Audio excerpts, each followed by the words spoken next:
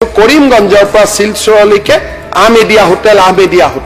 নামটো এনেকে সাইনবোৰ্ডত লিখে তাৰমানে বুজি পাই ইয়াত এইটো মাংস পোৱা যায় এতিয়া আৰবিক নামৰ হোটেলবোৰ কিয় ইন্ডিকেশন নহয় জানো ইয়াত কি পোৱা যায়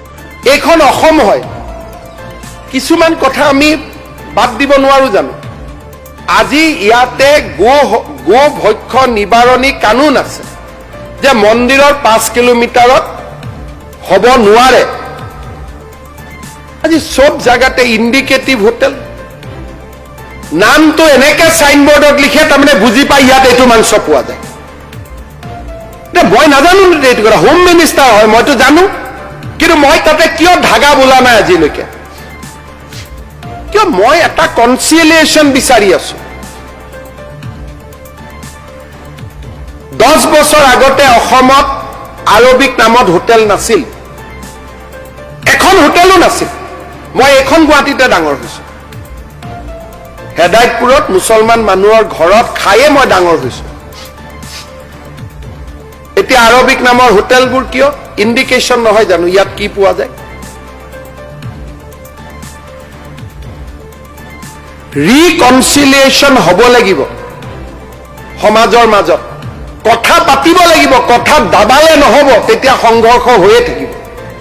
কথা যেতিয়া পাতিম যোৱাকালি মই বৰাক ভেলীত মই গৈ আছো কৰিমগঞ্জৰ পৰা শিলচৰলৈকে আহমেদিয়া হোটেল আৰু সন্মুখত অলপ আগত 200 মিটাৰৰ দূৰত মন্দিৰ হোৱাট ইজ দ্যাট ইন্ডিকেশন এতিয়া আপোনালোকে যদি কয় নহয় ইয়াত কিবা নিবিচাৰে তেলে বুজি ল'ব যে ময়ো অসমৰ হোম মিনিষ্টাৰ কৰবাত যদি অবৈধ মদ বিক্ৰী হৈ আছে মই এইটোও গম পাম অবৈধ মাংস বিক্ৰী হৈ থাকিলে মই এইটোও গম পাম গতিকে ব্লেমটো বাদ দিয়ক এইটোৱে সমস্যাৰ সমাধান নকৰে বহিলে কথা পাতিলে সমাধান ওলাব আৰু আপোনালোকে মনটো খুলি লওক ভাৰতবৰ্ষত সনাতন হিন্দু মানুহৰ লগত যুঁজ কৰি পেলাই আমি ইয়াত থাকাৰ কথাটো নাহে সংঘাতে হৈ থাকিব আৰু আমাৰ মানুহখিনি আপোনালোকৰ পৰা দূৰত নহয় একটা সমষ্টিৰ এজন বিধায়কক আঙুলি টুৱাই কওক যে আপোনালোকৰ পৰা মুছলিম মানুহ পলাই আহিছে একজনক আঙুলি টুৱাওক আমাৰ তাতে সাম্প্ৰদায়িক সম্প্ৰীতিৰ উদাহৰণ আমি সদায় দেখুৱাই আহিছো আৰু আমি দেখুৱাই থাকিম অলপ এতিয়া আপোনালোকে দেখুৱাৰ সময় আহিলে কাৰণ you are one of the largest community in Assam now আগৰ দৰে পৰিৱেশ নাই আগতে যেতিয়া 10-11% আছিলে বাদ দিয়ক কাৰণ আমি লিড লওঁ কিন্তু এতিয়া অবিভক্ত গোৱালপাৰা বুলি কওক অবিভক্ত কামৰূপ বুলি কওক অবিভক্ত দৰং বুলি কওক অবিভক্ত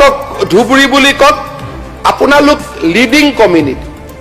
আৰু এজনো হিন্দু মানুহ সেই জায়গাটোৰ পৰা পলায়ন কৰাটোৱে আপোনালোকৰ ওপৰত প্ৰশ্নবোধক চিন আনি দিয়ে